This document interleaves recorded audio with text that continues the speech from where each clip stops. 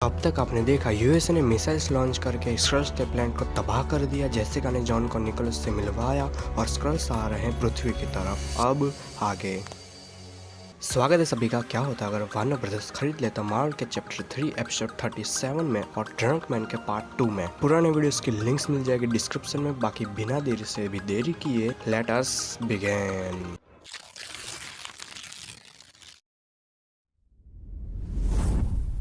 हमें पिछले ही पार्ट की कॉन्वर्सेशन कंटिन्यू होते हुए दिखी। ड्रैक्स बोला ये तो चीटिंग है, उसके सर पे बॉम्ब नहीं और हमारे सर पे बॉम्ब, ये तो तुम एलियनिज्म कर रहे हो। थिंग बोला और रॉ के समय भी तो कर रहे हैं। ड्रैक्स बोला ऐसा कोई शब्द नहीं होता, फटे हुए गुब्बारे। थिंग बोला तो क्या हो गया, मैंने बना दिया। जब शाहरुख खान बना सकता है तो मैं क्यों नहीं बना सकता। निकोलस चिक कर बोला बंद करो अपनी बकवास। जॉन अगर तुम ना कहोगे तो मैं मीडिया को बता दूंगा कि तुमने ही एमिल ब्लॉन्स्की का मर्डर किया है। जॉन बोला अच्छा बेटे ऐसे खेलना है तुम्हें, तो फिर मैं भी मीडिया को बता दूंगा कि रॉस ने ही अल्ट्रॉन को बनवाया था। निकोलस चिड़ के पीछे हट गया। जेसिका बोली देखो डिक। जॉन बोला डिक मुझे मेरे लास्ट नाम से कोई नहीं बुलाता। जेसिका बोली हाँ पर मुझे उस नाम से कोई दिक्कत नहीं है। देखो डिक मैं जानती हूँ कि तुम डरे हुए हो, पर इस बार ये सवाल एलियंस का है, बाहरी आतंकवादियों का है और हमारे चाहने वाले खतरे में हैं। प्लीज तुम अकेला महसूस नहीं करोगे, हम सब तुम्हारे साथ होंगे। जॉन बोला ओके। निकोलस बोला क्या मैं चाइनीज में भौंक रहा था। निकोलस आगे बोला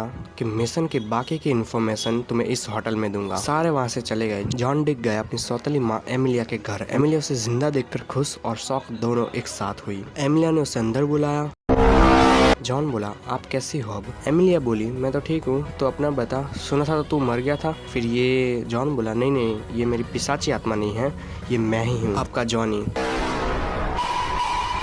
जॉन उठ के दीवार पे लगी डेविड की तस्वीर देखा और उसके आंखों में आंसू आ गए। एमिलिया बोली कि रो मत, वो अमर रहेगा। जॉन अपने आंसू पोंछकर बोला वैसे जास्मिन कहाँ है। एमिलिया बोली अरे तेरी बहन तो थंडरबोल्ट एजेंसी में भर्ती हो गई है 2 महीने पहले ही। जॉन पहले तो खुश हुआ पर फिर वो बोला क्या थंडरबोल्ट रॉस के एजेंसी में, तुम मजाक कर रहे हो क्या। एमिलिया सार्केज्म में बोली हाँ। जॉन बोला थैंक गॉड। एमिलिया बोली कि नहीं मतलब ये जो मैंने बोला था वो मजाक था और वो जो मैंने बोला था वो मजाक नहीं था। जॉन बोला तो फिर सच क्या है। एमिलिया बोली सच वही है जो मैंने तुम्हें बोला। जॉन बोला हाँ पर कौन सा वाला सच, पहले वाला या दूसरे वाला। एमिलिया बोली ये पहला दूसरा कहाँ से आया, मैंने तो तुम्हें एक ही चीज बोली थी कि एम्बर थंडरबोल्ट रॉस की एजेंसी में भर्ती हो गई है। जॉन बोला और क्या ये बात सच है या नहीं, बस इतना बता दो। एमिलिया फिर से सार्केज्म में बोली नहीं। जॉन चिढ़ के बोला अरे यार तुम बैठो यहीं पे। हमें देखे ड्रैक्स, थिंग, निकोलस और जेसिका बैठे हैं होटल में। ड्रैक्स थिंग को बोला अगर तू रॉक पेपर और कैची खेलेगा फिर तो तुझे रॉक ही आएगा ना। थिंग बोला सांड की टट्टी सूंघने वाले उसे सीजर्स कहते हैं, और दूसरा अगर दम है तो करके दिखा। पर ड्रैक्स थिंग को इग्नोर करके कहीं और ही देखे जा रहा था। थिंग बोला अरे वहाँ कहाँ देख रहा है, मैं इधर हूँ बाड़िए। ड्रैक्स बोला अरे मेरे छोटे से कंकर उधर देख, क्या खूबसूरत माल ऑर्डर ले रही है।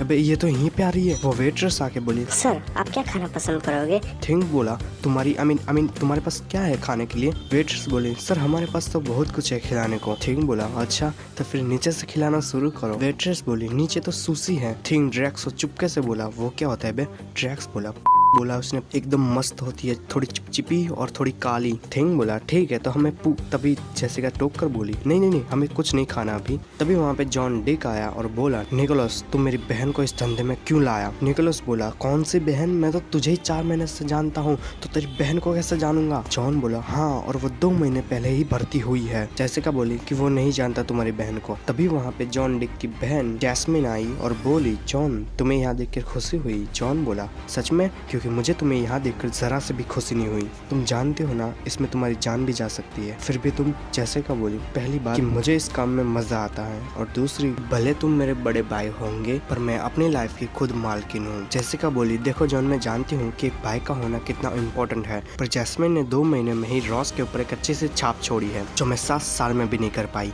निकोलस बोला अगर आपका पारिवारिक तमाशा खत्म हो गया हो तो हम काम की बात करें। ड्रैक्स बोला इरशाद।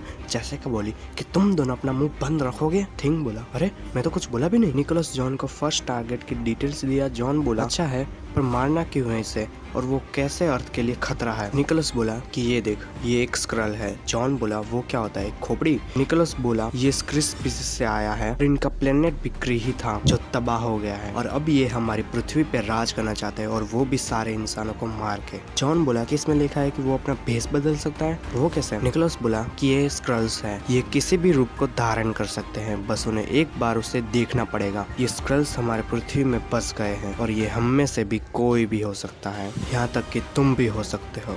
जॉन उन फाइल्स को लेकर वहाँ से चला गया। अगर ये वीडियो पसंद आई हो तो एक अच्छा सा लाइक करो, अपने फ्रेंड्स के साथ शेयर करो, कमेंट करना भूलना मत, सब्सक्राइब तो कर ही दो ऐसी और वीडियोस के लिए। बाकी मैं मिलूंगा नेक्स्ट वीडियो में, तब तक के लिए जय श्री राम।